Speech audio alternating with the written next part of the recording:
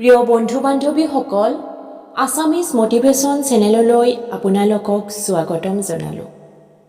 এইবাৰ 2024 চনৰ 8 মাৰ্চত পালন কৰা হ'ব মহাশিৱৰাত্ৰি উৎসৱ। এই দিনটো ভগৱান শিৱৰ পূজাৰ বাবে অতিকৈ গুৰুত্বপূৰ্ণ।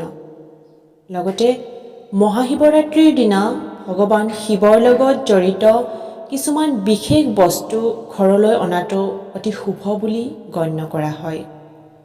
হিন্দু পঞ্জিকা অনুসৰি প্ৰতি বছৰে ফাগুন মাহৰ কৃষ্ণপক্ষৰ চতুৰ্দশী তিথিত মহাশিৱৰাত্ৰি উৎসৱ পালন কৰা হয়। এইবাৰ এই তিথি 8 মাৰ্চ শুকুৰবাৰে পৰিছে। এই দিনটোত শিৱভক্তসকলে ব্ৰত পালন কৰি শিৱক আৰাধনা কৰে। বিশ্বাস কৰা হয় যে মহাশিৱৰাত্ৰিৰ দিনা ব্ৰত পালন আৰু পূজা কৰিলে ভগৱান শিৱৰ আশীৰ্বাদ পোৱা যায় আৰু সকলো দুখ দূৰ হয়। মহাশিৱৰাত্ৰিৰ দিনাও ভগৱান শিৱৰ আশীৰ্বাদ লাভৰ বাবে বহুত ব্যৱস্থা গ্ৰহণ কৰা হৈছে। জ্যোতিষ শাস্ত্ৰৰ মতে মহাশিৱৰাত্ৰিৰ দিনা ভগৱান শিৱৰ লগত জড়িত কিছুমান বিশেষ বস্তু ঘৰলৈ আনিব লাগে।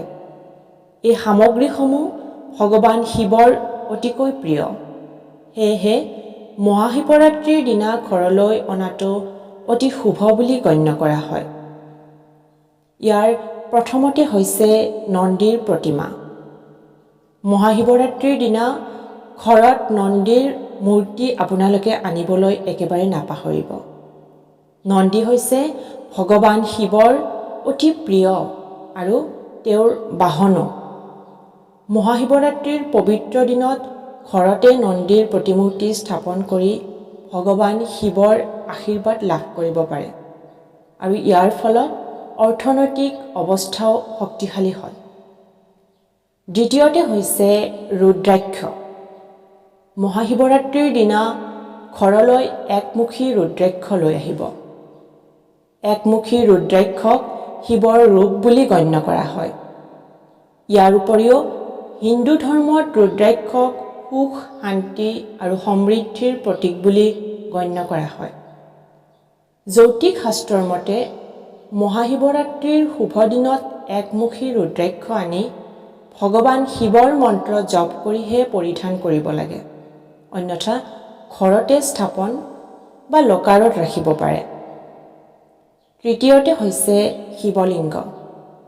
মহাশিৱৰাত্ৰিৰ দিনা শিৱলিংগৰ পূজাৰ বিশেষ তাৎপৰ্য আছে। শিৱলিংগ অভিষেক অবিহনে মহাশিৱৰাত্ৰিৰ পূজা অসম্পূৰ্ণ বুলি গণ্য কৰা হয়। ইয়াৰ উপৰি আপুনি পৰাত শিৱলিংগকো লৈ আহিব পাৰে। উপযুক্ত ৰীতি নীতিৰে ঘৰতে পৰাত শিৱলিংগ স্থাপন কৰি নিয়মিতভাৱে পূজা কৰক। ইয়াৰ দ্বাৰা পিতৰা দোষ, কালসৰ্প দোষ আৰু বাস্ত দোষ আদি আঁতৰি যায়। চতুৰ্থতে হৈছে বেলপাত। বেলপাত হৈছে ভগৱান শিৱৰ অতিকৈ প্ৰিয় আৰু ইয়াৰ অবিহনে ভগৱানৰ কোনো পূজাই অসম্পূৰ্ণ বুলি গণ্য কৰা হয়। এনে পৰিস্থিতিত মহাশিৱৰাত্ৰিৰ দিনা আপোনালোকে বেলপাত আনি ভগৱান শিৱৰ পূজা কৰিব লাগে। ইয়াৰ দ্বাৰা ভোলানাথৰ আশীৰ্বাদ লাভ কৰিব পাৰিব। 5 নম্বৰতে হৈছে মহামৃত্যুঞ্জয় মন্ত্ৰ।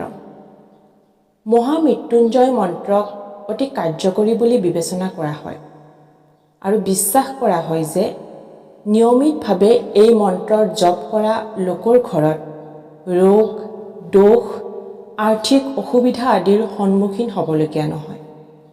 গতিকে মহাশিৱৰাত্ৰিৰ দিনা মহামৃত্যুঞ্জয় মন্ত্ৰ জপ কৰিব পাৰে। গতিকে প্ৰিয় বন্ধু বান্ধৱীসকল, মহাশিৱৰাত্ৰিৰ দিনা এইকেইটা সামগ্ৰী আপোনালোকে ঘৰলৈ আনি মহাদেৱৰ কৃপাদৃষ্টি লাভ কৰিব পাৰে। প্ৰিয় বন্ধু বান্ধৱীসকল, যদি কথাখিনি ভাল লাগিল তেন্তে লাইক, কমেণ্ট, শ্বেয়াৰ, ছাবস্ক্ৰাইব কৰি আমাৰ চেনেলটো আগুৱাই যোৱাত সহায় কৰিব বুলি আশা কৰিলোঁ। ধন্যবাদ।